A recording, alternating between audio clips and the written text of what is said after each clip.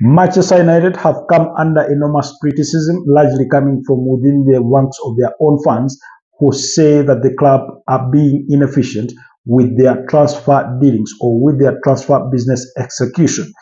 Whether you agree with that or disagree with that, I think there is a point to be discussed in this. Welcome back to the Football Tribe UG channel. Robert Kesakos is your usual suspect. Thank you for always joining us on the Football Tribe UG channel, and welcome to yet another episode on your favorite football channel. Thank you to our new community members and every single one of you that has joined the community in recent times.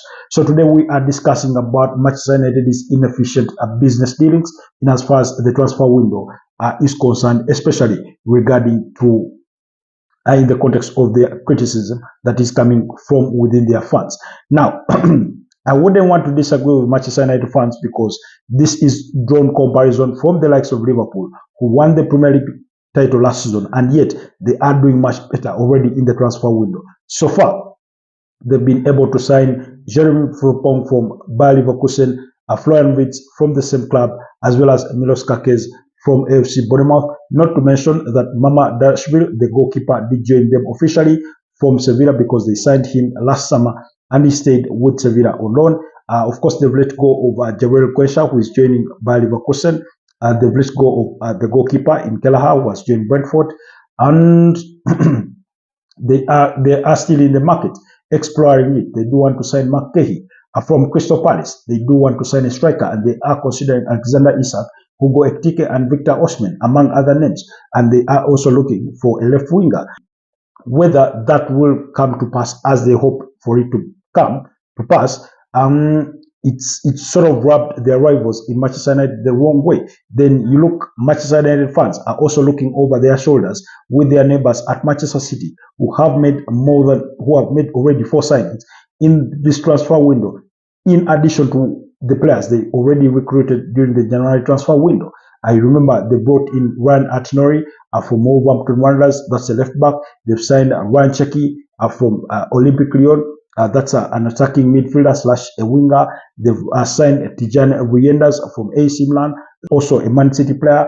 They've signed the goalkeeper from Chelsea as the third choice goalkeeper. So really, things are looking pretty good for both Man City and Liverpool. Whereas in sheer comparison, Manchester United fans are complaining that they've only managed to sign Matheus Cunha, despite the plethora of all the players that they've been linked with a potential move to try and sort of strengthen their squad following last season's poor display in as far as the Premier League was concerned, because remember, they finished 15th on the Premier League table, managing only 11 wins and I think 9 draws across the season, with as many as 18 losses. So clearly, when you look at that overview, never mind that they reached the finals of the UEFA Europa League and went on to lose to a poor Tottenham side by a goal to nil. So when they look at all that in mind, and look at where they want to be next season or what they hope to achieve next season, especially now that they are very sure that they are retaining the manager in Ruben Amorim. They think the club is being slow in their transfer business. Jason Wilcox and everybody else that is involved with Manchester United's transfer business is probably moving at snail pace when they compare their business with that of Man City, with that of Liverpool, and perhaps even Arsenal. Now, Arsenal are yet to announce the signing of any player, and never mind, but at least Man United fans do know for a fact that Arsenal are on the verge of, signing, on the verge of announcing Martin Zubimendi from Real Sociedad. Kepa Arrizabalaga is as good as done. They're pushing for Christian Nogard. They're pushing for Christian Mosquera from Valencia, and all those things. Now, here's the little bit of context. One, for starters, Liverpool did close their financial year on May 31st, and yet majority of other clubs do close their financial year on June 30th. So that means it gave Liverpool a 1 month ahead in their new financial year to get business done. And when you look at their books today, all the transfer dealings they've done are on the books for a new financial year, which for them starts in June and ends in May. You get, yet for most of these other clubs, those usually the financial year ends on June the 30th. I do not know if it is a similar scenario with Manchester City, but that notwithstanding, at least that is a first point of consideration. Because remember, the profit and sustainability rules are waiting around the corner to bite, not just for Manchester United, but for many Premier League clubs.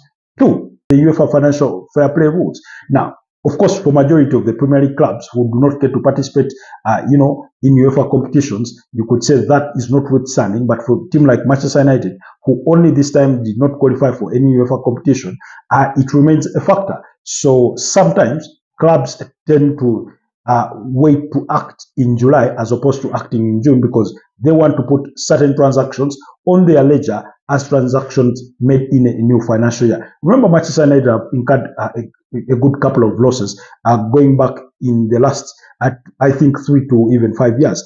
Ever since COVID, Manchester United's finances have not been at their very best. That notwithstanding, they've gone into the market and quite invested heavily, really.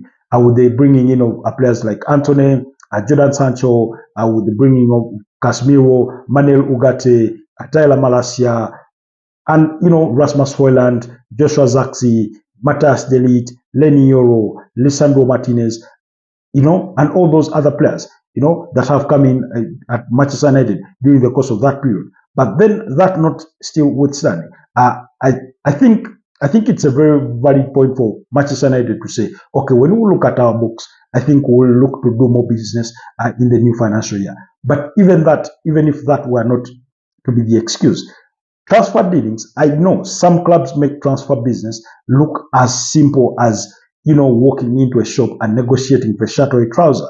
And yet, usually, it's not that simple. It's complicated sometimes. You have agents are demanding for high commission fees. You have players asking for significant salaries. You have selling clubs asking for higher transfer fees than opposed to what you're trying to pay. For example, they know they've completed the signing of Matthias Cunha. It was as good as paying the release clause for Wolverhampton Wanderers, even though they had wanted to pay that release clause over extended installments, so much to the opposition of Wolverhampton Wanderers, who said, what the player's contract says, the release clause is £62.5 million, you're not paying any less, and also it says you must pay that money within 3 installments. Then Manchester United acted quickly and said, okay, we'll pay that, and they got that deal over the line. However, ever since then, they've not made any other addition, or they've not made significant headways in regards to their pursuits. One of their primary targets being Brandon Mbeumo, and they've since made 2 bids, one totaling to £55 million, which was turned down, and then later went back in with another, offer in the excess of £60 million, which was £55 million in guaranteed fees with £7.5 million in expected add-ons, totaling up to £62.5 million. Now, of course, Brentford says that is still under the valuation of the player, who they value at £70 million. Whether Brandon Mbeumo has the value of £70 million remains to be seen, or that's for you and I to debate. But if Matthias Cunha, who scored 15 goals last season and provided 6 assists at the age of 26, is worth 62.5, then it is only sufficient for Brentford to argue that Brandon Mbeumo is sort of valued at more than that, because for him he scored 20 Premier League goals and provided 7 assists, and he's still 25 years of age. So you look at that and you understand that maybe they are being reasonable with their valuation. But also, Man United tend to have this thing, and it's not only Manchester United that get to do this. They tend to drag on transfer business, trying to negotiate and eventually end up paying the exact fee that was initially quoted for the player, or just slightly less. And you wonder to yourselves, and perhaps this is where Manchester United fans are boiling. They're saying to themselves, over the years, we negotiate for players, and we paid quite expensively for these players. They asked for us a certain fee, which we refused to pay under the guise of negotiating, and yet we end up paying literally the same fee at the tail end of the transfer window, or when it is long past for these players to join us early enough for preseason, and they end up missing preseason, which ends up costing us at the start of a new season or during the course of the entire campaign. So that's where their argument stems from. And so you look at all the other transfer business, they were leading the way. to sign Liam Delap. But when they lost to Tottenham Hotspurs, missing out on European football, specifically the UEFA Champions League, they lost Liam Delap to Chelsea for £30 million. Then they signed Matthias Cunha. They are still in pursuit of, Bernie Mbeumo, who has said he only wants to join Manchester United if he is leaving Brentford. They are still in pursuit for Anton Semenyo for Bournemouth, who is valued at a whopping £70 million. I do not think that the 25-year-old Ghanaian international is really worth that. They are interested in signing Tyler Dibling.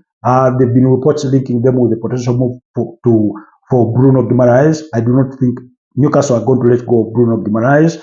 They are interested in signing Adam Wharton from Crystal Palace, who is valued at over £60 million, although some sources do indicate that the 21-year-old England international, a central midfielder slash holding midfielder, is valued as high as up to £90 million, which I do not think is the case. That's an overvaluation, really. They've been linked with a potential move to former Aston Villa midfielder Douglas Luiz, who is at Juventus, only 27 years of age. The other team that has been linked with a potential move for Douglas Luiz, I think, has been West Ham. And then most recently, they've been linked with a potential move for Ollie Watkins. Now, in terms of pursuing for striker, they lost out to Liam Delap, and ever since then, they have added to their list Hugo Ekitike at Eintracht Frankfurt. They have Victor Gyökeres, they have Victor Osimhen, and now Ollie Watkins. They've also have on that same list Moises Kean from Fiorentina, but they have yet to make any significant headway on all those fronts. They've held initial conversations with Ollie Watkins' camp. They've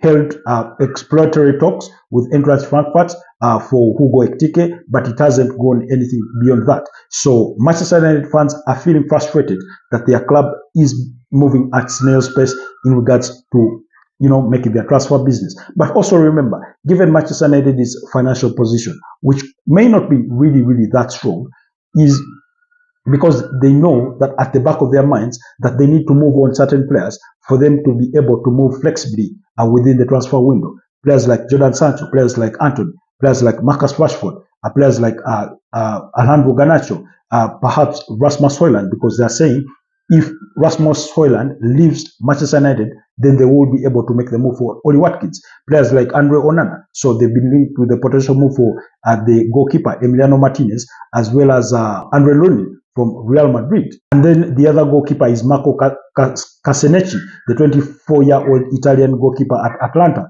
Those are some of the goalkeepers that Man United have been linked with a potential move with.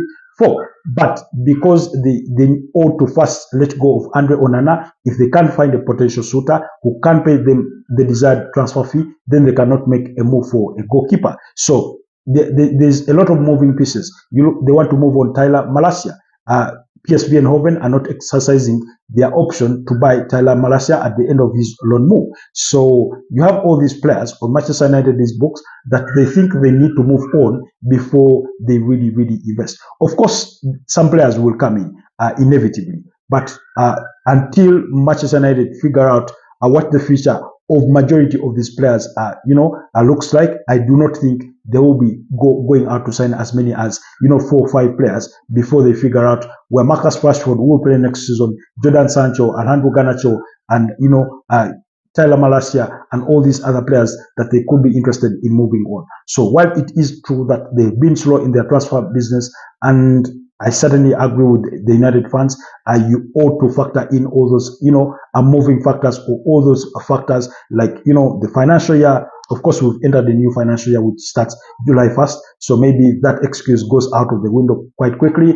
But then you also factor in the transfer fees that is being asked of Manchester United for the players that they are interested in signing. And then for example, Hugo Ekitike, Eintracht Frankfurt want up to 100 million euros. And they've tried to create the narrative of an apparent bidding war between Chelsea, Man United, Liverpool, and getting Arsenal's name in there as clubs that are interested in Hugo Ekitike because they want to achieve their 100 million euros. But I certainly do not think that at 23 years old, having scored 15 goals and provided 8 assists last season in the German Bundesliga, that Hugo Ekitike is indeed worth 100 million euros. So all those factors, work hand in hand. You must factor them in some form or shape before you pass final judgment that Manchester United are moving at snail's pace in regards to their transfer dealings, because it is income versus expenditure. They need to sell some players for them to commit